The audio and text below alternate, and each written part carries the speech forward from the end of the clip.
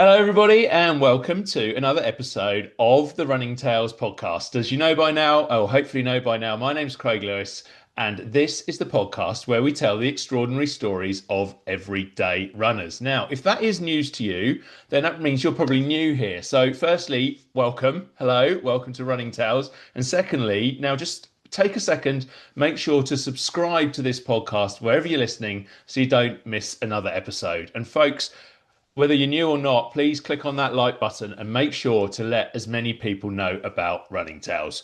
We're trying to run this podcast and grow this platform along with our Substack newsletter, runningtales.substack.com, and to both keep them all for free. And so we can reach more people. We really, really need and appreciate your help. There's a couple of little ways you can do this as well. If you want to donate a few pounds, there's our Buy Me a Coffee page. You can find that in our show notes. Or you could treat yourself to some of the best kit around from our friends at Path Projects. We're an affiliate with Path Projects. So if you purchase via that link in our show notes, then it will help us to continue producing this content. Okay, right, let's crack on with this week's podcast, and it's time to introduce our guest, Dan Braddock. So Dan started to get serious about his fitness back in 2010 after years of, in his own words, being on the chunky side. I can relate to you there, Dan. Initially, he started cycling to and from work, something he enjoyed so much that he graduated to taking part in cyclosportive events all around the UK. And his running journey started in 2016 when, as with so many of us, he began parkrunning. The classic cycling and running part of his life, so a logical step into the world of triathlon. And over the 8 years that followed, Dan took part in 20 such triathlons, despite encountering health problems along the way, which we'll doubtless chat about today. By 2023, his fitness journey had seen him transition into marathons, and he completed his first 26.2 miles at Stockholm. And he's gone on to finish several European marathons, including at London, Copenhagen, and Valencia. And Dan is also the man behind the Other Adventures Await Me YouTube channel. So check that out, folks. It's where he chronicles all his running experiences and other stories. So there we go. Safe to say we've got plenty to talk about. So listen, folks, let's welcome Dan Braddock to the Running Tales podcast. Hey, Dan, how you doing? I'm great, Craig. Great to be on your pod. Really enjoy it. Thank you. No problem at all. Thank you for joining me. And let's start at the start. You spoke there about wanting to get, or gave that little intro and spoke about you wanting to become a little bit fitter and get into sport. And it was cycling that you first did. What led you to do that and took you to make that decision to start doing that commute by bike? Well, it was one of those forced decisions that end up being the best one you could ever have made. So we were moving offices in Telford, where I live, and the office that we were moving to had limited parking space. And I thought to myself, it's 3 miles to get from my house to the office. It's a nice, easy ride most of the way. So I might as well just dig out my £80 bike that I got from Hawk Cycles and just ride there. And so I started doing that, and slowly but surely I thought, oh, it's a nice day on a Sunday. I think I'll go have a bit of a bike ride. And I rode, say, 15 miles. I was really pleased with myself, and slowly but surely I got more and more into it. Did some cyclosportives, joined a local cycling club, Newport Shropshire Cycling Club. Just got involved in the scene incredibly, got into the whole culture of cycling, got myself a proper bike, then a second bike, and then a third bike. And I've managed to whittle it down to two now. I've got a gravel bike and a summer road bike, and just took it from there. And it's blossomed to the point that I'm actually heavily involved in the cycling club, and I also am a commissaire for cyclocross. So I am very involved in the cycling scene still. So running is kind of another aspect of my life. Yeah, obviously we're a Running Tales podcast here. The clue's in the name, but I think moving into sport, it kind of has that same effect, which is it releases the old endorphins and gets you moving in that right direction. Did you kind of find that straight away with cycling, and was that very much part of why you did more and more and more of it? So I'm very fortunate where I live in Shropshire here. I'm only about 20 minutes away from some beautiful countryside, some really nice parts of the world out there, down south towards Ironbridge or north towards Newport and towards Staffordshire there. And there's some great lanes to cycle, and it's just great to get out and experience that beautiful countryside. So the endorphins really do kick in after a while, and you kind of your breath is not taken away necessarily by the really steep hills, but the beauty of the countryside, which sounds like I work for the Shropshire Tourist Board, but every time I ride out and I suddenly Telford disappears and its lanes and fields and hills and lakes and things like that. It's just absolutely gorgeous. Yeah, I'm going to jump forward now just very, very quickly because you mentioned Ironbridge there. Mhm. Are you doing the Ironbridge half? I'm not, but I am volunteering because it's Oh, Telford okay. Harriers Running Club who are the organisers of it, and I've done it twice, and it is an amazing event. It's all sold out this year, so I don't need to put the big sell on it. I Yeah. see every day in the local chat groups. Anyone got a ticket for? Anyone got a place for the Iron Bridge they don't want to use? And it's an amazing event, and I know a few people who from the who a couple who have been on this channel, Andy Goldsby and Andre from Andre Runs, who's also running it, and of course Tim Stent, middle-aged running man, he's running it. But there's also 497 other people who are taking that on, and I'm lucky enough that I get to run those that course on a regular basis. It's part of my training run. Anyone who's ever run it knows that you go down into Ironbridge and you think you're doing really, really well. And then you get to Ironbridge, and you think, "Oh, this is nice, running along the river here. Wow, this is amazing." You cross the Iron Bridge. It's a wonderful experience, and there's usually a crowd there to cheer you on. And then you realise I've got to go back uphill, and isn't it? It's a big hill, a big ask to get up that hill, and then there's more hills, and it's a mix of terrain. It's an amazing event. It's an amazing course, and as I say, it's an amazing part of the country to be in, particularly Ironbridge. It's a World Heritage Site, so yeah, really good.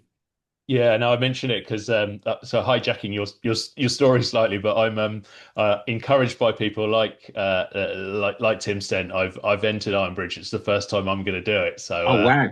yeah, looking forward to that one I'll later give this you a big year. cheer out on the course and possibly a high five if you if you need one. Oh, mate, I always need a high five. Yeah, you'll be thinking, oh wow, you know I'm doing really well, and then you'll get to the Iron Bridge and you'll think, right, where's this thing in the tail? And then it comes after that. So I'll just warn you on that point.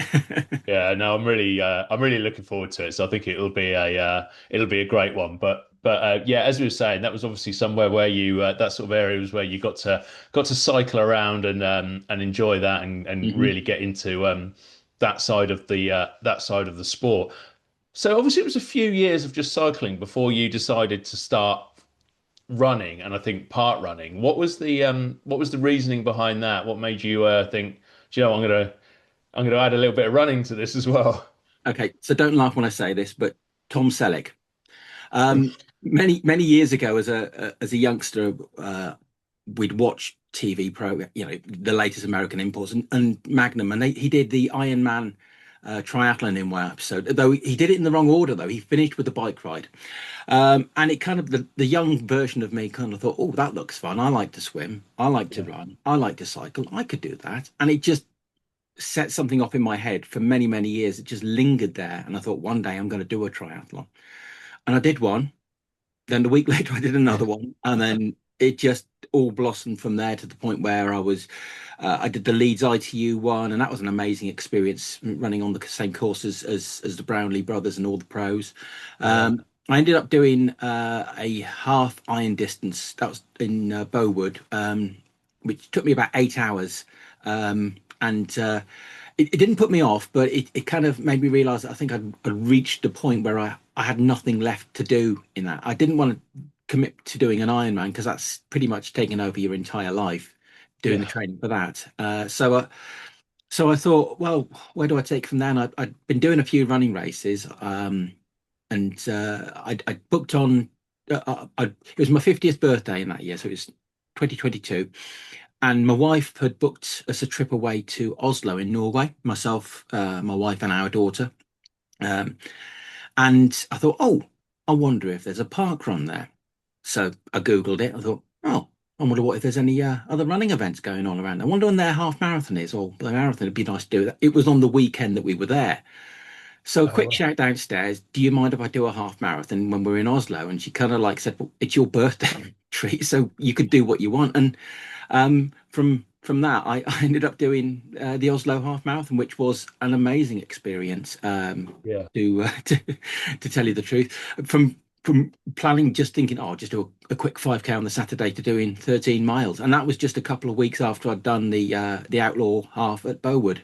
So I wasn't in the best shape, shall we say?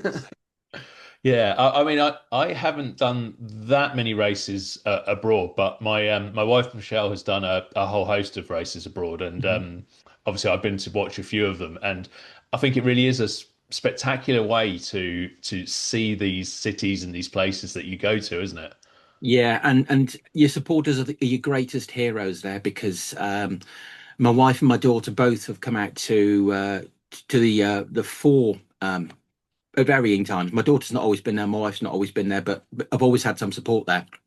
And they are the greatest support team because they know to in the days leading up to it to just back off a little bit because they know I'm going to be a little bit paranoid um, and ready to bite people's heads off at the slightest moment.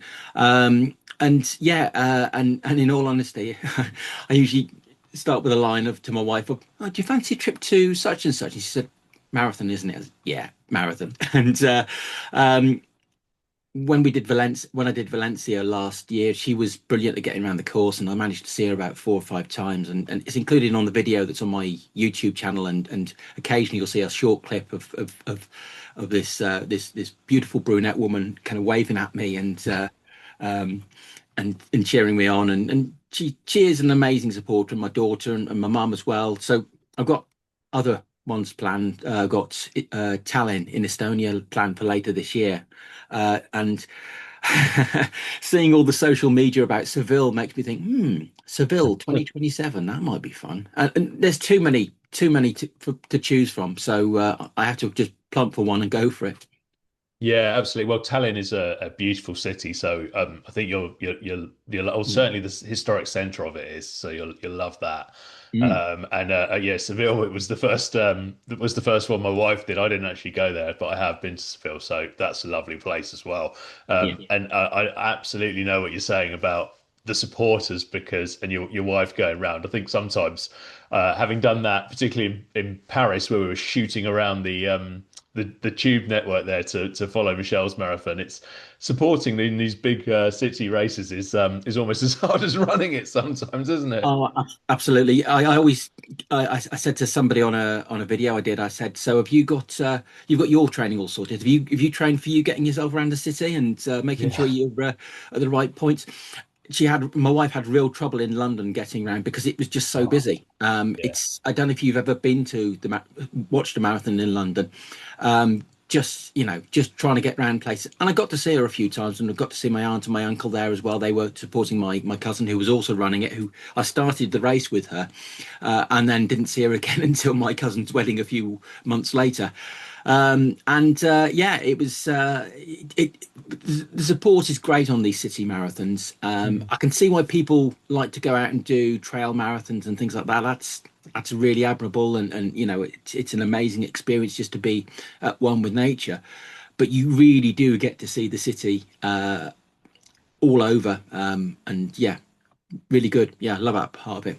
Really seeing that it's like sightseeing without actually getting a chance to stop and look at anything. Yeah, and then in London you get free tube travel afterwards as well. So it's all the Yeah, yeah, benefits. yeah. That was kind of nice to when my wife and my daughter were queuing up at the on the Elizabeth line, waiting to go through the turnstiles with their Oyster cards, and I kind of like somebody kind of said, "Yeah, over here, mate, over here, yeah, through here, you go." And it's like, "Oh, thank you so much." You feel like you're royalty. Definitely. I think they go around and look for anyone who's limping slightly and wave them happily through. Yeah, We've jumped ahead a little bit though, and I want and to we go have. back to your triathlons and your cycling and so on because I think if I've got this right, and correct me if I'm wrong, during some of that stage as well, you were also battling with a number of health problems. We mentioned it in the intro, Yeah. things like I think type 2 diabetes, you had high blood pressure, high cholesterol. and I believe even a bit of a suspected heart issue, which turned out not to be a heart issue, but must have been worrying all the same. Were these things? Because I'm guessing you were pretty fit and healthy by that stage. Were those things quite a surprise to you? So the diabetes, the high blood pressure, and the high cholesterol, no, it wasn't. I'd spent probably from 2001 to 2009 living out of a suitcase for work. And Yeah. when they say, you've got 25 quid or 30 quid to spend on an evening meal, uh, though that time you could go mad. Beers were consumed, unhealthy meals were eaten. It was usually something with chips. And I wasn't living a healthy lifestyle. I was smoking as well. I'm ashamed to say if my mum's well, hopefully my mum's listening to this. I'm going to send her the links. That's hopefully she'll listen in. I was smoking. I make no bones about it. I was living out of a suitcase in big cities, where I got my love of traveling from. But equally, it wasn't a healthy lifestyle. Wasn't mentally good. Wasn't physically good. Just wasn't good. And back in 2009, I decided to quit alcohol completely. I remember watching an England game, and I thought, do you know what? After tonight, I'm not going to have any alcoholic drinks. And I thought I'll give it one night, give it 2 nights, make it, see if I can make it to the end of the week.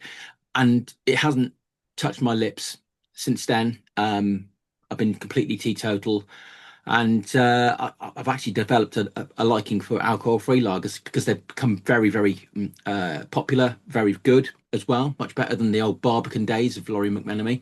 And there are some terrible ones out there, but there's some really good ones as well. But then I was diagnosed as pre-diabetic, so I thought I'd better do something about it. And then, unfortunately, in 2013, I was told, actually, you're diabetic, you're going to need these medications. Oh, and you're going to need to have regular checkups.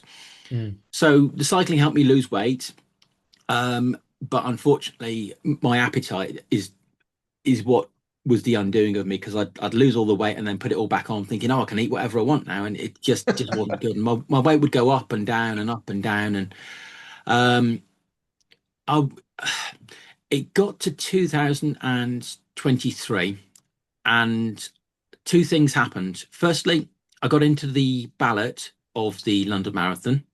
I was super excited, literally screamed the house down because you don't expect it to get into No. the ballot because it's so unlikely.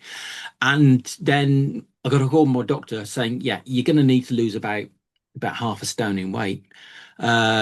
So my daughter was going away to university. She's a trained chef, and she's training to become she's in the final year of her patisserie degree. I didn't even know you could do such a thing as baking cakes and pastries was a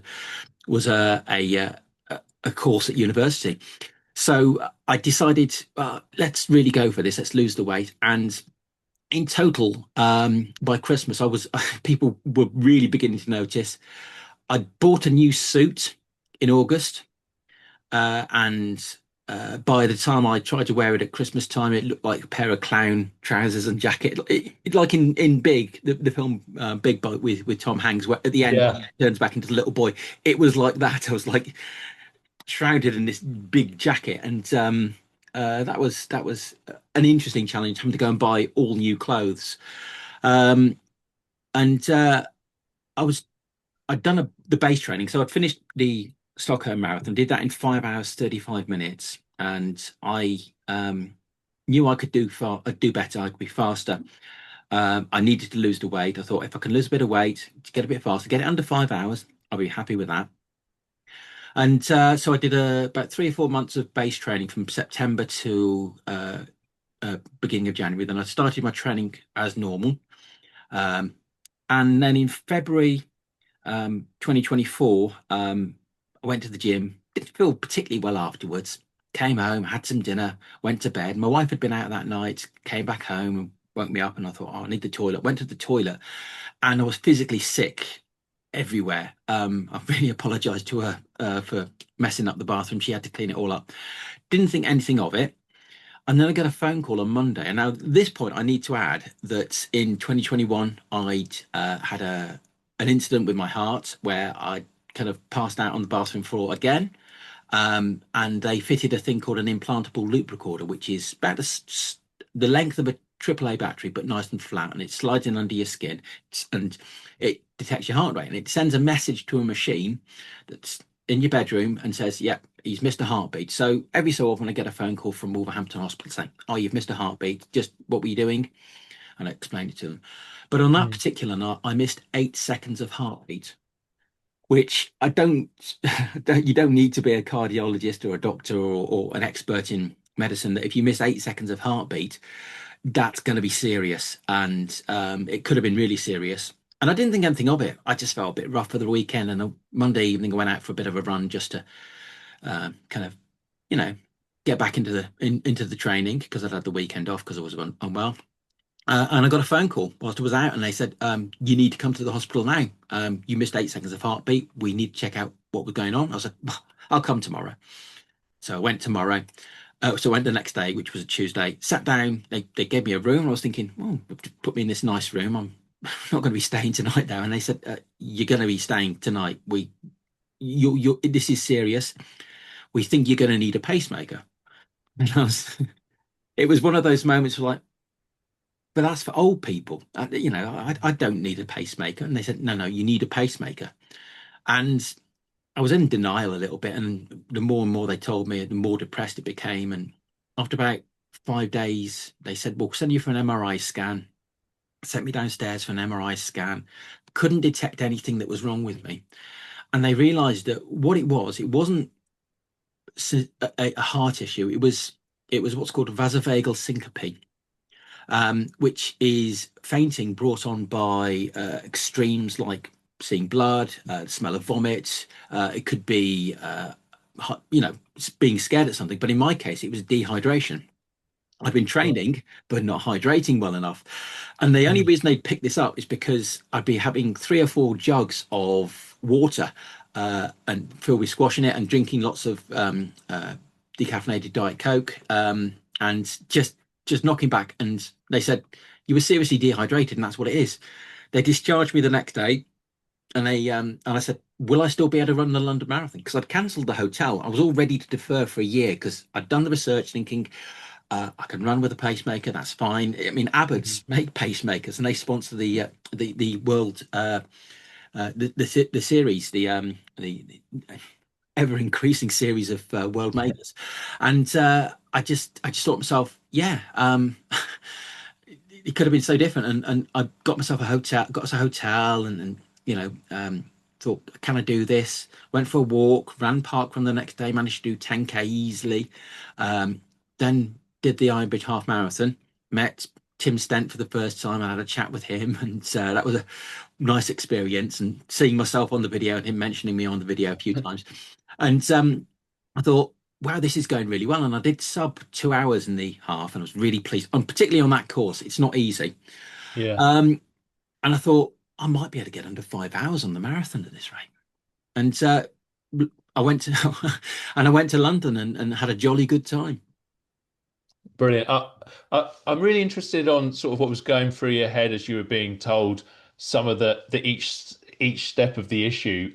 Because oh, it's not really similar, other than it involved the heart a couple of years ago, where I had what was a suspected heart attack to the point where I was taken to Kettering General with in the back of the ambulance, blues and twos going, morphine and all that sort of stuff, wheeled all the way up onto the operating table. They were going to put a stent in and everything. And literally at the moment they were about to do that, the I was in agony, and the doctor was doing some more tests, and he just went, "No, you're all right. It's not a heart attack." And it was something called pericarditis, which I had no idea what it was, but they wheeled me out and just stuck me on. It's basically an inflammation of the pericardial sac, which sits around the heart, and it Mhm. because it's inflamed, it pushes down on your heart just as it and feels like exactly the same as a heart attack would, same symptoms. But my sort of thoughts as I was going through that were like, God, I think I was 46, 45 maybe at the time. I'm not going to be able to do this and that again. And one of the things I thought was, I'm never going to be able to run again. And I just wondered whether that was the same sort of experience for you. So, I mean, I'll be honest with you. It was more along the lines of, am I going to be able to do London Marathon? Maybe Mm. not this year, but next year. Is it going to be safe? And immediately I went to the internet, which, as everybody knows, when you're ill, the internet's not a great place to be. Yeah. And I kind of like did the research, and I saw videos of these guys who'd run marathons with pacemakers and things like that. And obviously Christian Eriksen, the footballer, he had a Yeah. pacemaker fitted, and he had to leave Italy because you're not allowed to do professional sports, I believe, when you've got a pacemaker fitted, or something that enhances helps your heartbeat. And he's perfectly healthy, and perfectly healthy people will have these issues. Um, I was gobsmacked at the amount of people who are healthy and got heart issues. I mean, the Andy Baddeley, the 1500 meters Olympic row, and obviously CEO of the running channel, and such like. He had a similar sort of thing where his heart rate was actually too low, and that's one of the issues that I had. My heart rate was too low. Were monitoring me all day, and they were like saying, "Your heart rate shouldn't be down in the high 30s. It should be up in the 50s or the 60s in your age." And I've just got a naturally low resting heart rate, and You that know was the what, as problem. well? Sorry to interrupt, Dan, but Well, that's kind of a thing that happens to endurance athletes and so on. I mean, my wife had the same. She had a hysterectomy, came out mhm, of it, and they kept her in almost for they weren't letting her out because your heart rate's too low, your heart rate's too low. And about yeah, halfway through the day, she mentioned that she ran 19 marathons, and they were like, "Oh, right, that's why your heart rate's so low. You're fine. Out you yeah, go," kind of thing. So yeah, it is a kind of known inverted commas benefit that can sometimes sound quite worrying, I suppose. yeah. It's yeah, the heart is a weird organ, and people think that heart attacks only heart issues only at the higher end where it's your heart's beating too fast because you're not fit enough. But as you know, the sad story of Mark Vivian Foe, Mm. Muambo as well. And there's loads of stories out there of perfectly fit people who are in the prime of their life, and suddenly they have a heart issue, and it's just down to bad luck. We all miss heartbeats at some point. As my wife would say, it's probably usually when she walks in the room and my heart skips a beat. Hopefully she's hearing this bit. Don't edit that out. And yeah, so yeah, it's a weird one, and people immediately afterwards were asking, "Well, are you all right to be around?" I was like, "Yeah, because I need to keep my heart rate high." It Mm. gets too low. That's when it's dangerous, and my mum was really worried about me, because I'm a baby boy, and she was like, "Oh no, his heart's broken," because my granddad, her dad had a heart attack, and his generation were smoking, drinking, working too hard, and didn't have the benefits of all of the technology and all of the health advice that we have, and um, yeah, it's yeah, scary times when you have a heart issue, and I just felt really maudlin for myself. I was like, just so depressed for the entire time that I was in hospital. Mm. And then they told us on the Tuesday evening, after I'd been admitted for about a week, had a whole weekend in there. It was horrible. I missed parkrun and everything. And my we sat in the room, and the I'd had the MRI scan that day, and the guy came in, and the consultant guy, he's studied for years. He deserves his title of consultant, and he said, he questioned me, and he said, "So what?" and told me what it was, and I immediately said, "Will I be able to run the marathon?" He says, um, "Yeah," because it's probably not the first question that somebody's going to ask after they've been given news like that. Um, I didn't sleep a wink that night, because I was really obsessed that the consultant the next day was going to say, "No, no, no, no, no, different consultant, different view. No, he's got to have a pacemaker. In actual fact, let's fit it now." So, close escape. I was already planning for Oslo, which was my next marathon. Recover the 6 weeks recovery from having a pacemaker, get back to training, and then take it easy around Oslo and just enjoy that. But I Mm. got to do London in the end, and I had just the most amazing time. Got to, as I said, when you get into Blackheath, it's just a sea of people, and My cousin Hannah, who was also doing it that day, she was in the same pen as me, and I thought, I'll never see her. She came bouncing over to me as soon as she saw me, and I was like, oh, all right, okay, hello. And uh, her mum and dad, my aunt and uncle were out on the course, and as was my wife, my daughter, my niece, and her boyfriend, all out supporting. Great support in London. It's actually almost quite nice when you go in the bits where there's no support, and you're like, oh, that's quiet. Oh, so nice because it just rings in your ears. And I got to 20 miles, and I thought this is on for a sub 4:30 and a sub five. And then I realised, no, and then he got your maths wrong there. This is going to be sub 4:15. I thought, "Ah, no, I can't do that. 24 miles, the 4:15 pace passes me. And I thought, oh no, this is it. And I'd been through some tough stuff those last couple of weeks, not only the hospital stuff, but other stuff I don't really want to go into. But Yeah. trust me, it's kind of like a real kick in the teeth. And I thought no, and I screamed at up at up at the sky, and kind of almost childlike. It's like, is that all you got to effing test me? Is that all you got? And I suddenly found the strength to not only catch but pass the 4:15 pacer from the wave before. So I was racing against somebody who I didn't need to race against. Um, got into the longest mile, birdcage walk, crossed the finish line, just didn't know what to do with myself. I was like, I've run London now. I'm the third member of my family, my dad, my mum. They've all run London. And now I've done it. And, I'm part of that little exclusive club of people with the surname Braddock who have run the London Marathon. Yeah, and obviously we mentioned at the start that you've done Stockholm before. You've gone on to do some others. Is London? Is London? It's quite special. Is that still your favourite one? No, no, it is. They're all it's like asking me to choose my favorite ABBA song or something like that. Something, that's I loved each marathon for their own individual things. Stockholm because it was my first, and the Mm. finish is in the Olympic Stadium. And to go back to previously mentioning about films, Tom Hanks and Big, but also in the Wizard of Oz when it goes from Kansas to Oz and it suddenly goes into Technicolor.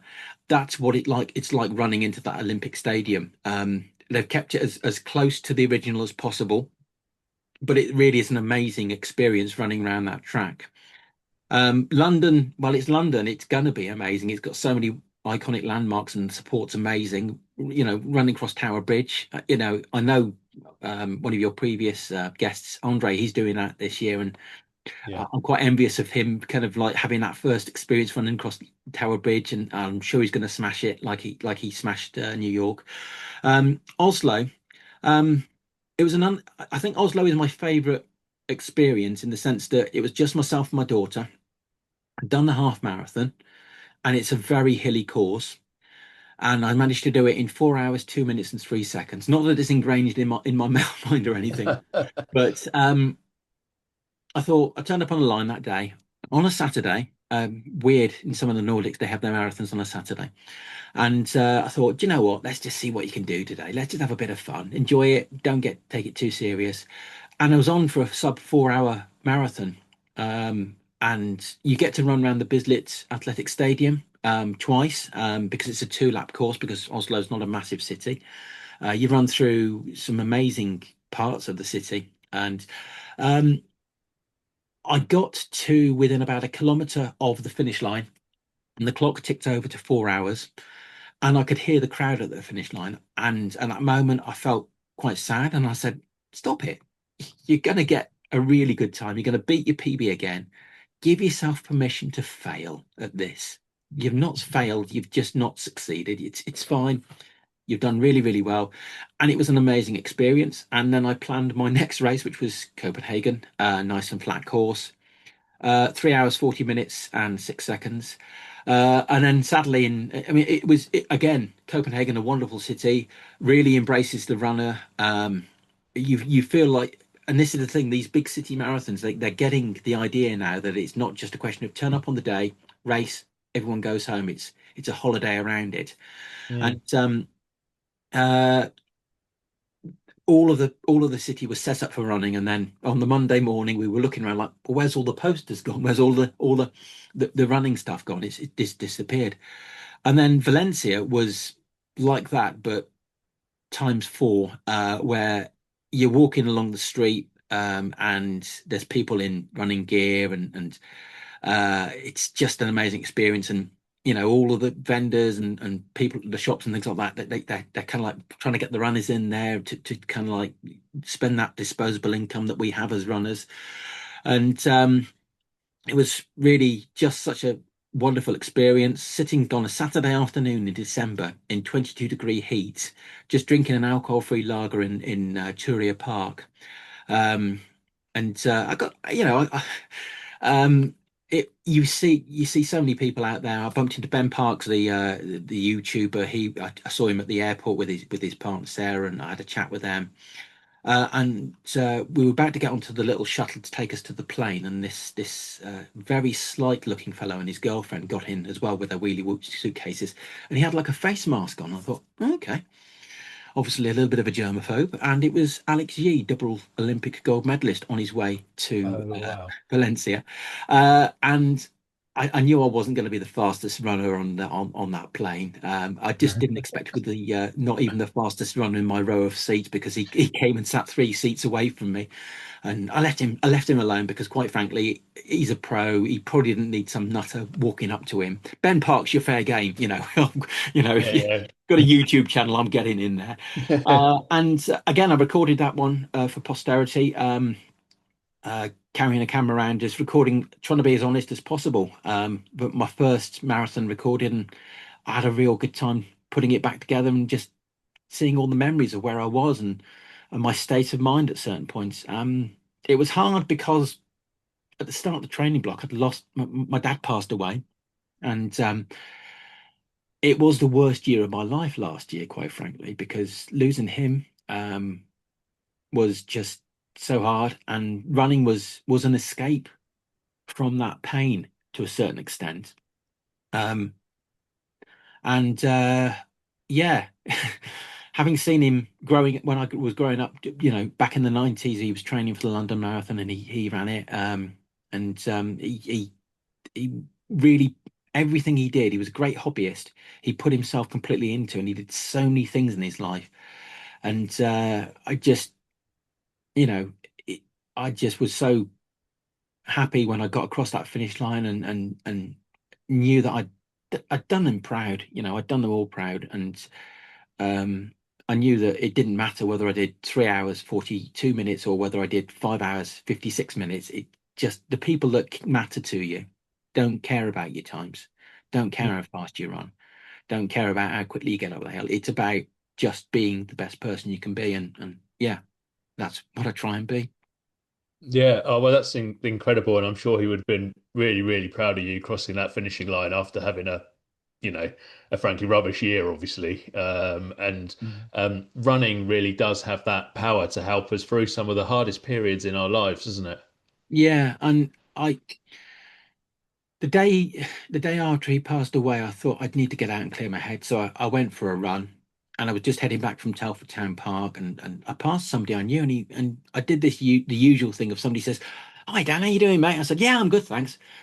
One, two, three, four, 5 steps. I stopped. I ran back to him. I said, "I'm not actually. I'm in a hell of a hole. My dad died last night, and I just needed to clear. I just didn't want you to think that everything's okay." And Paul, if you're listening to this, you're an absolute star for just not only on that day, kind of being the person you are, and helping me with my mental health, and just kind of like saying, "It's okay, don't worry. It's hard. It will get easier." And um, but also just messaging me every so often, kind of saying, "You're all right, mate. Yeah, all good." And it's that level of support that you get from people, that particularly talking about the mental health side of things, that it shouldn't be hidden away. It shouldn't be something that stiff upper lip and go and cry in private. And I'm not saying that we should all go and weep and wail in public, but there's time to show emotion, and there's a time to kind of just knuckle down and get on with it. And that wasn't the time to knuckle down and get on with it. It was the time to show emotion. So thankful to Paul for that. Um, but yeah,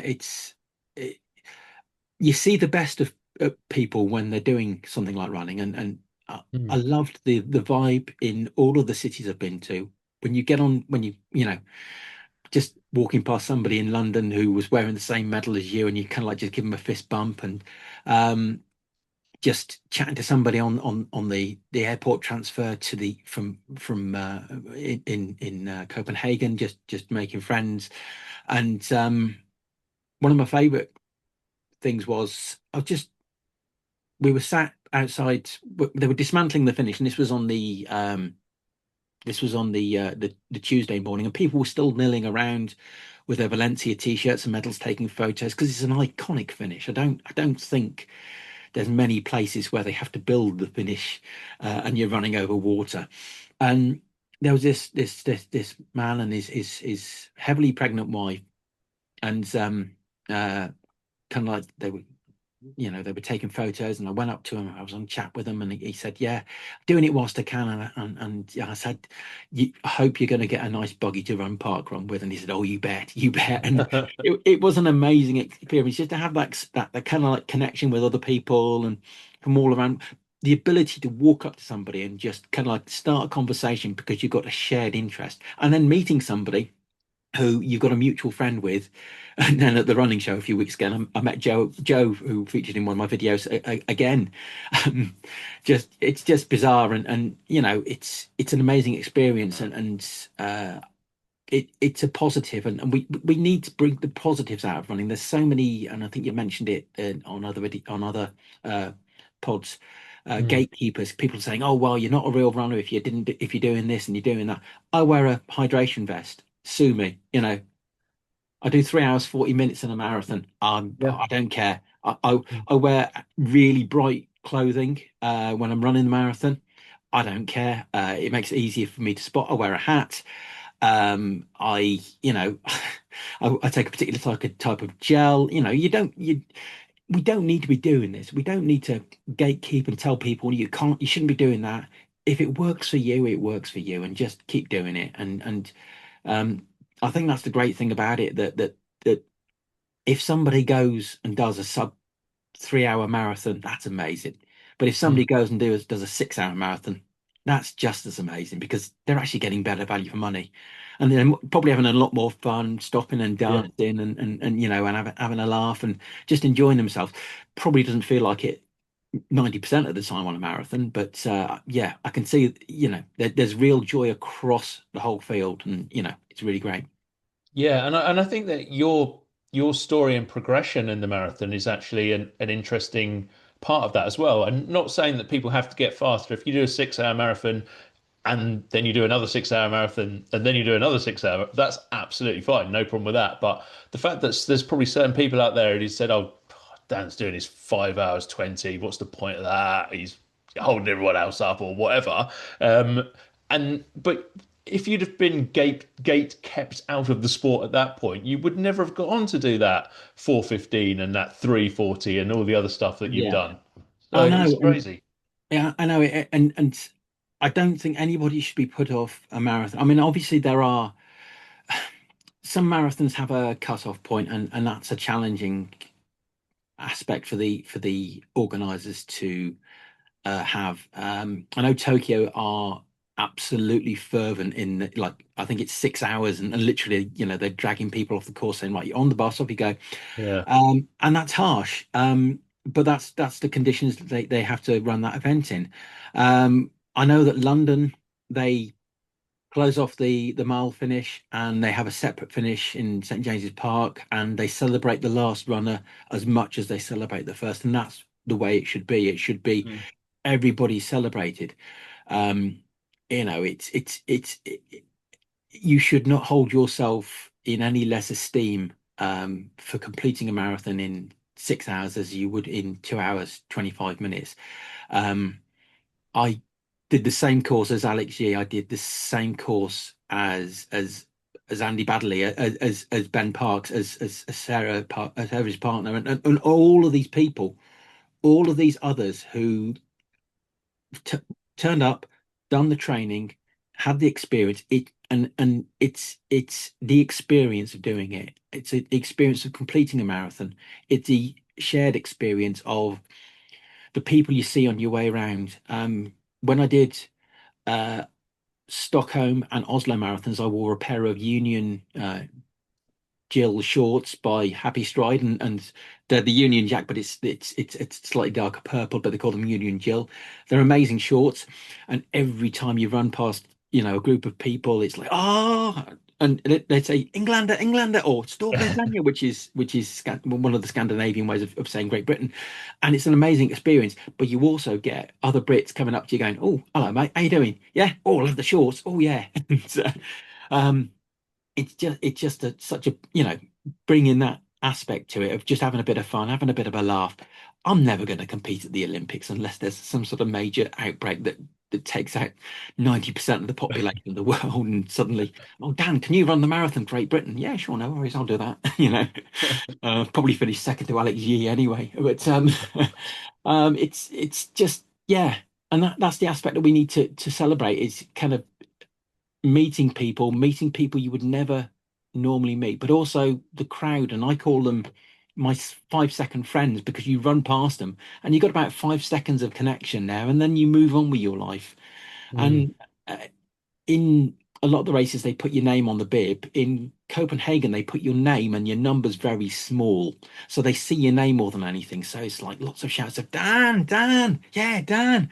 It sounds like somebody doing that Alan Partridge joke, but Dan, Dan, Dan, But that's really good. But yeah, and different runners, different shapes, different sizes. None, the good ones won't go, oh, that was a bit crap. You only did it in 3 hours, 40 minutes.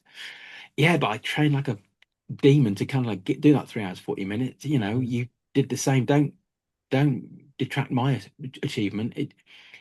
Comparison is the thief of joy. Um, Yeah.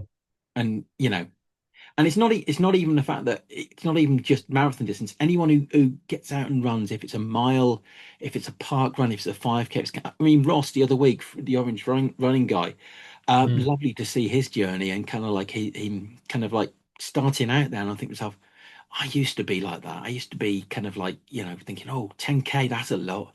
It's not. I just ran 10K tonight.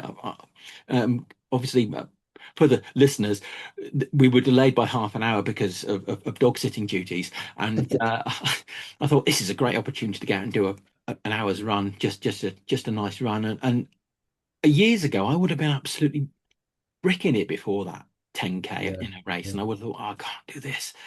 Oh God, now it's just even a half marathon. And again, it sounds like I'm bragging. I'm not. It's kind of like that's the level I've moved it to. Uh I could do it at a drop of a hat. I could do a half marathon easily. Do the distance, wouldn't necessarily do a great time, but I could do the distance. And it just shifts your expectations of what you can achieve. And I'm not going to say that I'm going to do an ultra marathon, but I've certainly looked at it, and it's difficult not to be tempted by that when you see such good uh, experiences that people have from that side of things. Yeah, definitely. Well, that perhaps brings us on. I mean, that would be another adventure. So Oh God, yeah. we'll move seamlessly on to other adventures await me, your YouTube channel, which actually speaks a lot about all that community that you've been talking about. Really, what made you think, do you know what, I'm going to jump on this craze of posting races and everything else on YouTube? Well, again, we've mentioned him multiple times, but Marm, middle-aged running man, Tim Stent, seeing him doing his content, I thought that looks quite interesting to do. And I've always been interested in technology. I work in IT, but I work in an area of IT that's now become it's just shuffling spreadsheets and getting other people to do stuff. I'm in managerial. I'm a project manager, and I like the recording the videos, editing it, putting it all together, doing the best I can, and not necessarily doing it to get lots of views. Um, I like to do it to, you know, tell my story, and that's what it's about. It's about telling my story, um, and not pandering to what the algorithm wants you to do. And sometimes you'll naturally do it. Like one of my videos recently did really, really well. It was about the National Running Show, and I went around and I spoke to a lot of influencers and other stands and things like that, and just got to chat to people. And that went really, really well. The next video did massively under, and that was a park run in Aldershot, Rushmore Park Run, which was virtually underwater. If you do get a chance to watch it, and it was a different experience, and it's telling that story, and it's kind of like thinking, yeah, the algorithm says, oh, you need to publish on a regular basis, but I don't have anything to post this week, so I'm not going to post anything. So you take that pressure off you, and Mm. it's about making the best video you can, best content, telling the best story in the best way that you can. And your first few videos are going to be ropey and terrible. And I'm not looking to make a fortune out of this. I don't want to be one of those people that's like, and this, and I know you obviously do have a few sponsorships for this podcast. You probably have the same way of doing, what way want to do it, that you want to do the best you can. You want to tell people stories. Um, and that's what I want to do. I want to tell my story, because if I don't tell my Yeah. story, no one else is going to tell it. And if I get 50 people watch it, great, 50 people, that's 50. Imagine if you hired a village hall and said, right, I've got 50 seats out there and I'm going to talk about my park run at Rushmore in Aldershot last week. If you got 50 people turn up to that, you'd be like, wow, 50 people are interested in that. Um, and that's one way of looking at it, that don't feel disappointed when the views are low. And there's an awful lot of podcasts out there that are running podcasts that pander to a certain demographic that are interested, and this is how we kind of engaged, was the mention of Harry Styles Yeah. running it and the celebrity running it. And there's nothing wrong with that. All hats off to Harry Styles for doing that and running, because it can't be easy. In the life that he leads, he's instantly recognizable. Though if you walk down the street, I'd probably, if I was out for a run, I'd be like, all right, mate, yeah, yeah, yeah. Run on, wouldn't even think twice about it. But kudos to him for doing that. But at the same time, it's like it can get a little bit like, not another celebrity who kind of like found running and got all sorts of endorsements and things like Mm. that. And it I don't want to criticize any other podcast, but it does get a bit dull after a while. And hearing normal people's stories and engaging with those normal people's stories is far more interesting than hearing about, I don't know, somebody who was once in a reality TV show and now is doing ultramarathons. Great though it is, isn't necessarily what I want to hear. So I would rather hear uh, stories about Andy Goldsby or Ross, the Orange Run guy, or Andre, or any of your guests you've had on recently. Just I'd rather hear that than some celebrity kind of just blurting on saying, "Oh well, yeah, I love running, and now this is what I do, and I've got my personal trainer." It's like, no, no, that's not doing it for me. Might do it for other people, but not for me. Yeah, well, as you know, it's obviously our ethos as well. We like to tell those stories of the everyday runner and get them out there. So it's fantastic to be able to do that and just look at how stories like yours and how that's helped your health and your times have improved so much, and it's such a central part of your life now, I suppose. Yeah, and yeah, I kind of work to run really, and it's but for a cheap hobby, it's very expensive. Yeah. Even before you consider race entry, it's like, oh, pair of trainers. Okay, well, that's going to set you back about X amount, about 70, 80 quid if you go for last year's model. And I'm not too fussed about like the carbon plated or anything like that. It's not the shoe necessarily, it's the runner. But there's like, well, I like to listen to music. So there's the headphones, and then it's like, oh, well, I need to get the right sort of shorts. And then if you're doing long, it's like you've got to get the, hydration and you got to train with hydration. And you think, so, well, I don't want to just run the local marathon, which is probably great. Chester sounds like a great race, but it's just up the road from me. But I've done the half, but I haven't done the full. But I always have to go off and do some fancy Dan kind of marathon in another country, which is ironic. As I said, we're going to Estonia later this year. I've got the Manchester Marathon, which seems like a bit of a come down after Valencia, but I'm really looking forward to it because the Mancunian spirit is just amazing. Looking forward to Tallinn because it's going to be something different. My mum's going to come over. And then support us as well. And we had a conversation because we went to the athletics in Birmingham the other day, and I said, so I'm thinking about Seville Marathon. She says, no, you can't do that one. I said, why not? She says, well, I've been to Seville. I want to go somewhere where I haven't been. I was like, who said you're invited? So, and then her and my wife were getting together, like saying, so well, let's get him to where would you want to go to? Venice? Venice sounds good. And I can't remember the name of it, the lady who was the oh, it escapes me, who was the writer and journalist who recommended the Venice Marathon. Can't remember. It was a few weeks ago. I know where I was when I was listening to it. I was down the gym and Right. then listening to the end of it as I was going into Lidl get some shopping. But that sounds like an interesting one. Even though I previously on another podcast said, "Oh, I don't really fancy Venice," but then you think, "Oh, actually, yeah, it would be quite iconic running around, the wateriest place in the world." Yeah, so Was that on Running Tales? it was on Running Oh Tales. yeah, Yeah, that was Liz Fraser then. that's it, Liz Yeah. Fraser. Yeah, I couldn't. I thought I'll have a long list of names of kind of like say, yeah, look, I do listen to this, and it's That only was a while recently. ago, that one. It's only because of Andy Goldsby being on it and Tim Stent giving him such a hard time about him betraying him and going on to another podcast. I thought I must check this podcast out and see what it's like. And so having things like that, other people to promote that, and that's the thing. And I know that you with Tim, you're award-winning runners. Even though you missed the presentation ceremony on the day because he had a Greg's to get to.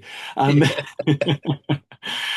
it's just nice to have that community and just you know it's really nice. And at the running show, some of the experiences of just walking up to people like Ben again, meeting, firstly apologizing to Ben Parks and jumping on him at 7 o'clock in the morning at Stansted Airport, but also then Stephen Cousins from Film I Run was there and just thanking him for some of his great content as well.